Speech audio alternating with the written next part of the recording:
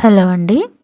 ఈ బ్లౌజ్‌కి స్లీవ్స్ దగ్గర చేంజ్ కావాలి అనేసి అడగడం జరిగింది. సో, దానికి ఏ విధంగా మనం ఇప్పుడు రీడిజైన్ చేయొచ్చు అనేది ఇప్పుడు నేను మీకు చూపించబోతున్నాను. ఫస్ట్ అయితే మనము బ్లౌజ్‌ని రివర్స్ చేసుకొని జాయింట్స్ అన్నీ కూడా తీసేయాలండి. అలాగే హ్యాండ్స్ కూడా రిమూవ్ చేసుకోవాలి. ఇక్కడ చూడండి, నేను ఇక్కడ మొత్తం హ్యాండ్స్ రిమూవ్ చేసి చూపిస్తున్నాను. ఈ విధంగా అయితే మనము హ్యాండ్స్ రిమూవ్ చేసుకోవాలి. ఇప్పుడు నేను ఇక్కడ సేమ్ కలర్ క్లాత్ అనేది తీసుకోవడం జరిగింది. ఇక్కడ 1/2 మీటర్ క్లాత్ వరకు అయితే నేను యూస్ చేస్తున్నానండి. ఈ విధంగా ఫోల్డింగ్ చేసుకోవాలి 4 ఫోల్డ్ మీద. మనకు పొడవు వచ్చేసి నేను ఇక్కడ 14 ఇంచెస్ దాకా పొడవు తీసుకుంటున్నానండి. మనం 13 to 14 ఇంచెస్ తీసుకోవచ్చు. వెడల్పు ఫోల్డింగ్ మీద నేను 8 ఇంచెస్ అనేది తీసుకోవడం జరిగింది. మనం ఇప్పుడు దీన్ని స్ట్రైట్‌గా కట్ చేసుకుందాం.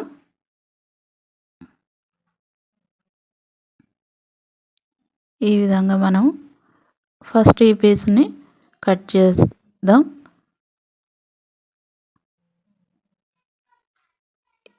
ఇప్పుడు దీన్ని ఓపెన్ చేసుకొని ఈ జాయింట్ అనేది కట్ చేసుకోవాలండి.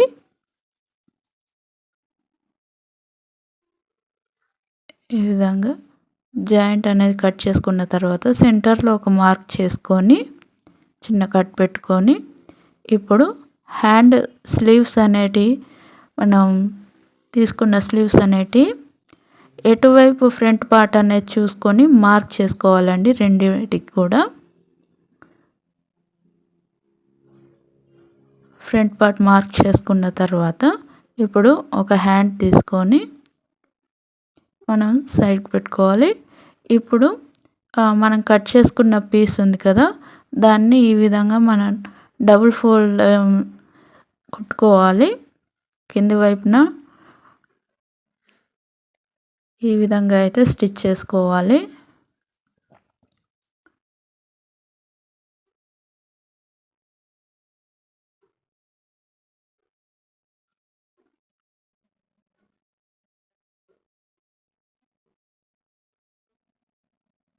రెండు హ్యాండ్స్కి కూడా మనం ఇదే విధంగా స్టిచ్ చేసుకోవాలండి.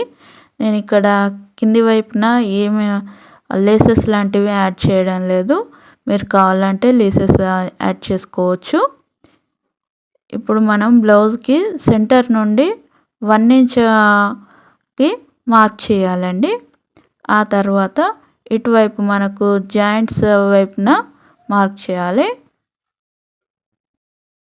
ఇక్కడ నేను ఇందాక మనం కట్ చేసి పెట్టుకున్నాం కదా, ఆ పీస్ తీసుకొని ఇప్పుడు చూడండి, సెంటర్ నుండి నేను 2 ఇంచెస్ దగ్గర మార్క్ చేస్తున్నాను. ఆ తర్వాత మనం హ్యాండ్ షేప్ అనేది ఈ విధంగా నేను డైరెక్ట్ ఇవ్వడం జరిగింది. ఈ విధంగా హ్యాండ్ లాగా కట్ చేసుకోవాలి.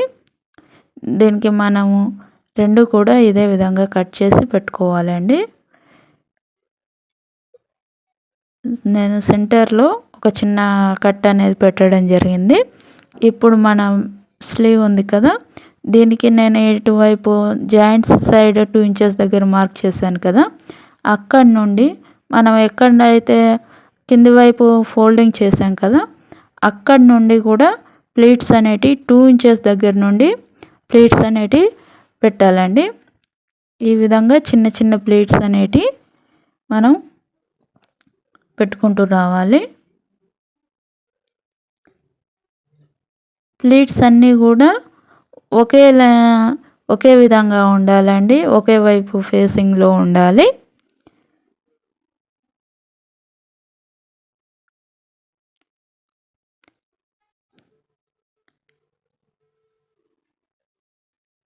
ఇక్కడ చూడండి, మనం సెంటర్ క్లాత్కి అలాగే స్లీవ్కి సెంటర్ అనేది ఈ విధంగా పిన్ చేసుకొని మనం కంప్లీట్గా ప్లీట్స్ అనేటివి ఈ విధంగా పెట్టుకోవాలండి.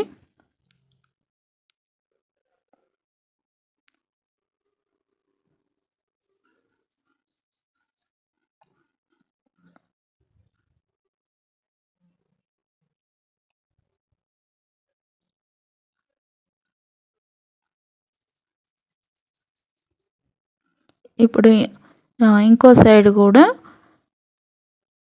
మనం సెంటర్కి వచ్చేసామండి. ఇప్పుడు ఇంకో వైపు కూడా ప్లేట్స్ అనేటివి ఈ విధంగా పెట్టుకోవాలి.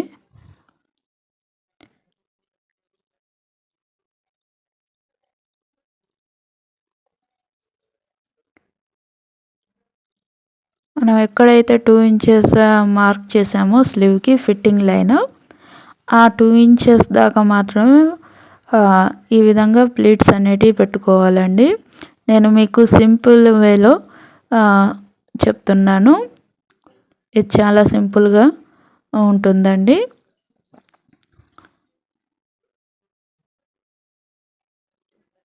మీరు సెంటర్ నుండి కూడా పెట్టొచ్చు, కాకపోతే దానికంటే కూడా ఇది సింపుల్ వే అండి. మీరు కావాలంటే సెంటర్ నుండి కూడా ప్లేట్స్ అనేటివి పెట్టొచ్చు.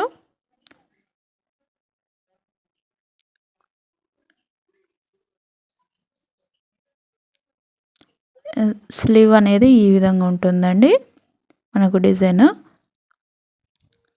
ఇప్పుడు మనము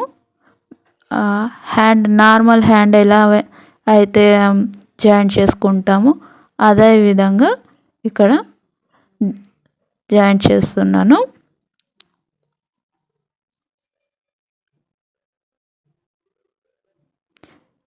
ఇలాంటి ఐడియాస్ మీకు నచ్చినట్టయితే, నా ఐడియాస్ మీకు నచ్చినట్టయితే లైక్ చేయండి.